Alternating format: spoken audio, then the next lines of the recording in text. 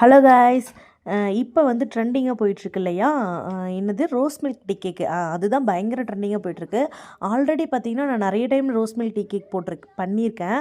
ஆனால் நான் வந்து அது வீடியோ வந்து அப்லோட் பண்ணலை. நான் பேக்கிங் கற்றுக்கின ஸ்டார்டிங்லலாம் பார்த்தீங்கன்னா ரோஸ் மில்க் டீ கேக் தான் நான் ரொம்ப லைக் பண்ணி சாப்பிடுவேன். எனக்கு அது ரொம்ப பிடிக்கும்.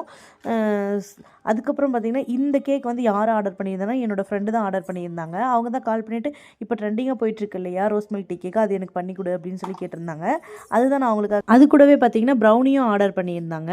சரி, அதையும் நம்ம ஒரு பக்கம் செய்ய ஆரம்பிச்சிட்டோம். ஆனால் ரோஸ் மில்க் டீ கேக் பாருங்களேன் எவ்வளோ சாஃப்டாக வந்திருக்கு அப்படின்ட்டு. இந்த கேக் பார்த்தீங்கன்னா அவங்களோட குழந்தைங்களுக்காக தான். அவங்களோட குழந்தைங்க வந்து சளி பிடிச்சிரும், கடையில் வாங்கி சாப்பிட்டாலே நைட் ஃபுல்லாக இரும்புறாங்க அப்படின்னு சொல்லுவாங்க. ஹோம்மேடாக சாப்பிடும்போது நல்லாயிருக்கு அப்படின்ற மாதிரி சொல்லுவாங்க. ஹோம்மேடே நீங்கள் ட்ரை பண்ணி பாருங்களேன் அப்படின்னு நானும் ரெஃபர் பண்ணிட்டேன். ஸோ நீங்களும் ஒசூலில் இருக்கீங்க அப்படின்னா ஸ்க்ரீனில் தெரியிற நம்பருக்கு ஆர்டர் பண்ணி உங்களோட டீ கேக் பண்ணுறதுனால நிறைய பேருக்கு வந்து பர்த்டே கேக் பண்ணுறதே தெரிய மாட்டேங்குது. ஸோ நாங்கள் பர்த்டே கேக்கும் பண்ணிகிட்ருக்கோம்.